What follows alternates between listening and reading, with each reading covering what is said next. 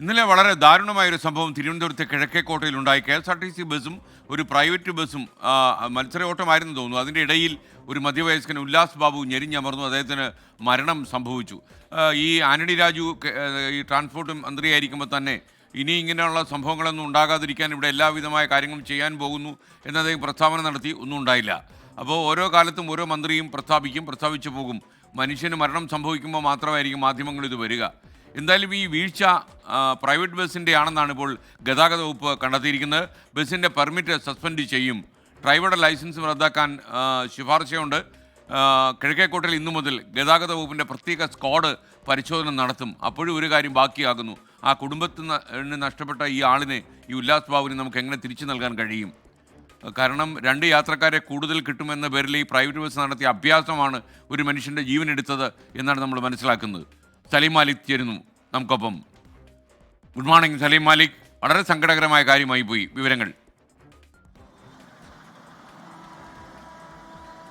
Good morning. ഇന്നലെ നടന്ന അപകടം നടന്ന സ്ഥലത്ത് തന്നെയാണ് ഞാനിപ്പോൾ നിൽക്കുന്നത്. ഇപ്പോൾ അതുമായി ബന്ധപ്പെട്ട് ഗതാഗത വകുപ്പിന്റെ കണ്ടെത്തൽ വന്നിട്ടുണ്ട്. അതിനു മുൻപ് നമുക്കൊരു ദൃശ്യങ്ങളും അതിന്റെ കാരണവും പറയാം. ഇപ്പോൾ നമുക്ക് ആ ദൃശ്യങ്ങൾ ഇന്നലെ അപകടം നടന്ന സ്ഥലമാണ്. അവിടേക്ക് വാഹനം കയറ്റുന്നത് നോക്കൂ. അത് കാരണം മാത്രം ഇവിടേക്ക് വലിയ ബ്ലോക്ക് ഉണ്ടാകുന്ന ഒരു സാഹചര്യമുണ്ട്. അതായത് ഇവിടെ ഇന്നലെ ഒരാളെ KSRTC ബസ്സും ഒപ്പം പ്രൈവറ്റ് ബസ്സും ചേർന്ന് ഇടിച്ചു കൊന്നിട്ടും ഒരു മാറ്റവും ഉണ്ടായിട്ടില്ല. അത് ഈ KSRTC ബസ് പുറത്തേക്ക് ഇറങ്ങുന്ന വഴി കൂടി ഒന്ന് നോക്കണം. സാധാരണഗതിയിൽ ഈ ഉള്ള എക്സിറ്റ് അല്ല ഇത് റോഡിന് നടുവിലൂടെ തന്നെ പുറത്തിറങ്ങുകയാണ്. ഇങ്ങനെ ഈ ബസ് ഇവിടെ ഇറങ്ങുന്നതോടുകൂടി മറ്റൊരു ബ്ലോക്ക് ഇവിടെ രൂപപ്പെടും. അതിനുശേഷം മറ്റൊരു ബസ് അതുവഴി കടന്നു പോകും. അങ്ങനെ ഇവിടെ ബ്ലോക്ക്. ഇത് സർവ്വസാധാരണമാണ്, ഇവിടുത്തെ സ്ഥിരം കാഴ്ചയാണ്. എന്തായാലും ഇന്നലെ നടന്ന അപകടത്തിൽ ഗതാഗത വകുപ്പിന്റെ പ്രാഥമിക കണ്ടെത്തൽ അത് സ്വകാര്യ ബസിന്റെ വീഴ്ച എന്നുള്ളതാണ്. നിലവിൽ സ്വകാര്യ ബസിന്റെ പെർമിറ്റ് സസ്പെൻഡ് ചെയ്യും, അതിന് പിന്നാലെ റദ്ദാക്കും എന്നുള്ളതാണ് ഗതാഗത വകുപ്പിന്റെ തീരുമാനം. ഒപ്പം തന്നെ ഡ്രൈവറുടെ ലൈസൻസ്, പ്രൈവറ്റ് ബസിന്റെ ഡ്രൈവറുടെ ലൈസൻസും റദ്ദാക്കും. മാത്രമല്ല ഇത്തരത്തിൽ സമാനമായി വളാഞ്ചേരിയിലും ഒപ്പം കല്ലറയിലും നടന്ന അപകടത്തിന്റെ